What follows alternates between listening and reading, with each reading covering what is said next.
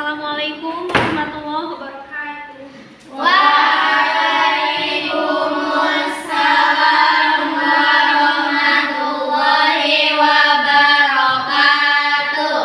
Sebelum kita mulai pembelajaran, mari kita berdoa terlebih dahulu. Berdoa dimulai. Allahumma bika asbahna wa bika amsayna wa bika nahya wa bika namutu wa ilaikal nusyur. Berdoa selesai. Hari yang cerah dan panas ini, kita masih bisa belajar di sini dalam keadaan sehat ya.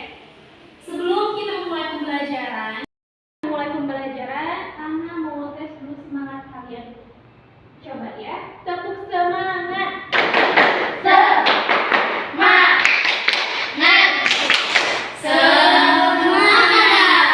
Ya, semangat semuanya.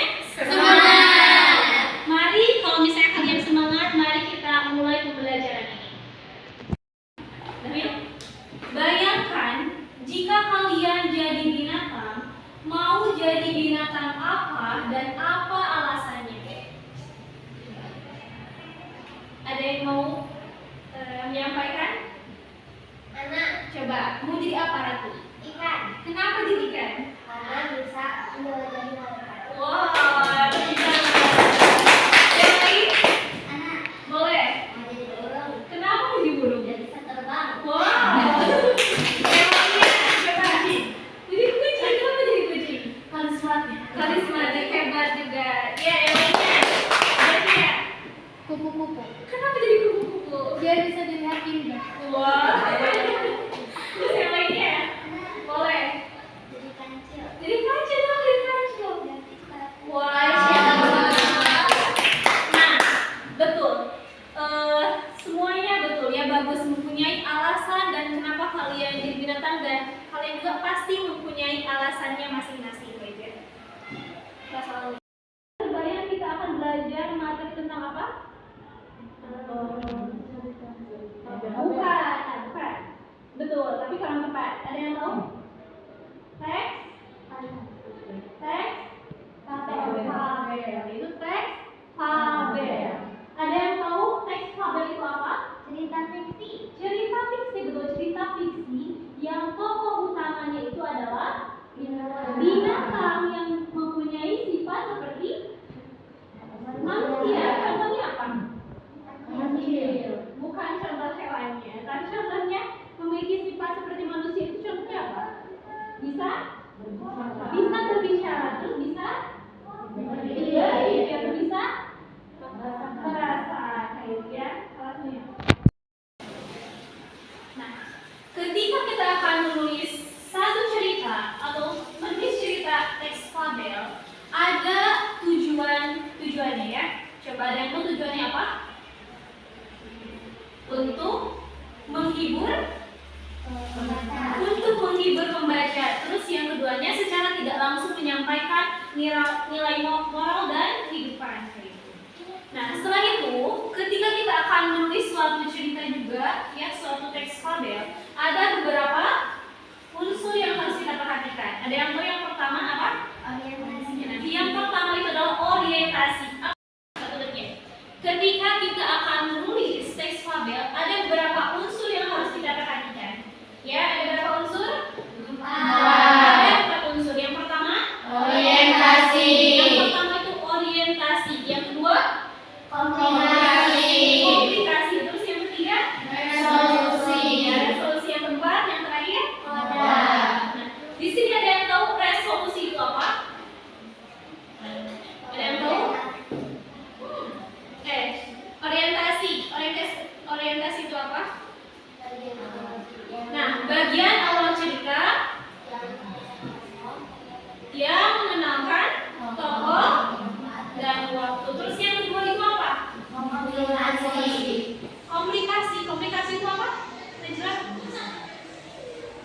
Munculnya suatu konflik atau masalah. Terus yang ketiga, apa? Yang ketiga? Nah, resolusi itu apa? Winsa?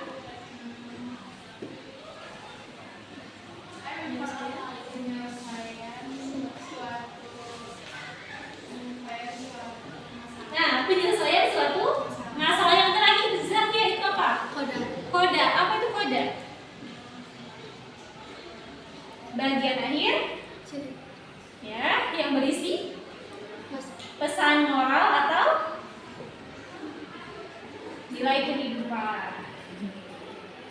Paham semuanya strukturnya? Sudah.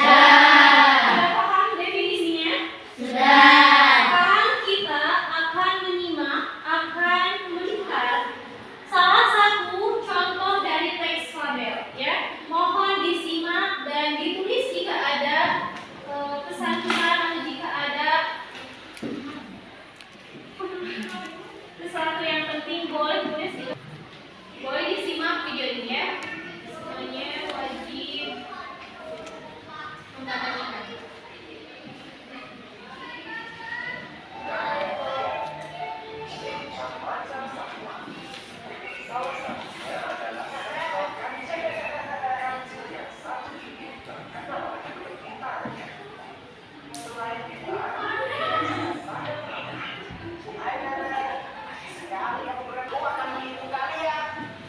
Iya, karena mulai hitung, kami sudah lapar. Gansil mulai melompati tubuh buaya satu persatu sambil pura-pura berhitung. 1, 2, 3, 4, 5, 6, 7. Selesai hitung buaya terakhir, Gansil pun melompati. Sudah semuanya paham cerita yang disampaikan dalam cerita ini? Tokoh dari cerita ini siapa? Kancil dan buaya. Kancil dan buaya. Coba sekarang siapa yang mau menjelaskan alur dari cerita ini? Ya. Boleh coba ke depan. Nah, nanti boleh.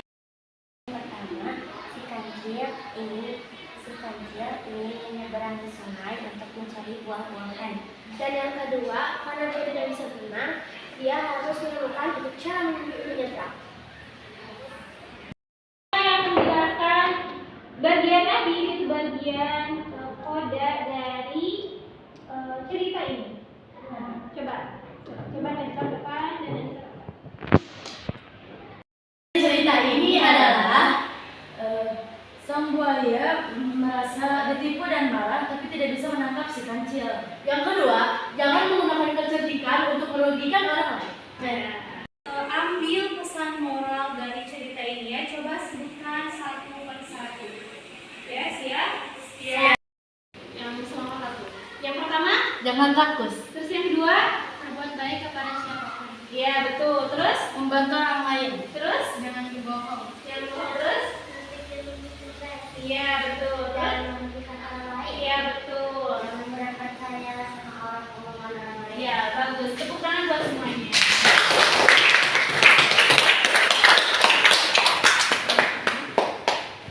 Jadi pesan moral yang kita dapat ambil dalam cerita ini betul semua yang kalian sampaikan. Dapat Anda simpulkan pesan moral dari cerita ini yaitu kancil ya yang menipu buaya agar bisa menyeberang ke dan mendapatkan keinginannya, dan buaya pun menjadi marah. Ingat ya, semua perbuatan jelek akan menambah musuh. Gunakan kecerdasan kalian hanya untuk hal baik-baik saja. Ya, siap? Paham semuanya? Paham. Kita menutup pelajaran kali ini, saya akan memberi pertanyaan kepada kalian. Ya, jika kalian bisa menjawabnya, semuanya boleh pulang. Ada berapa buaya yang si kancil lewati? Ya, boleh. 7.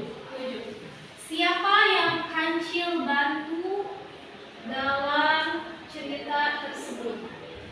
Anak ayah. Iya, anak ayah, betul. Tugas di rumah ya, buatkan satu fabel yang menarik ya menurut kalian masing-masing dan kumpulkan di esok hari. Ya, siap? Siap. Di pertemuan selanjutnya kalian akan tahu kenapa si singa takut kepada tikus yang kecil. Jangan lewatkan ya. Untuk pertemuan kali ini kita cukupkan sekian. Terima kasih atas kehadirannya dan antusiasnya. Kita tutup dengan doa istiadah dan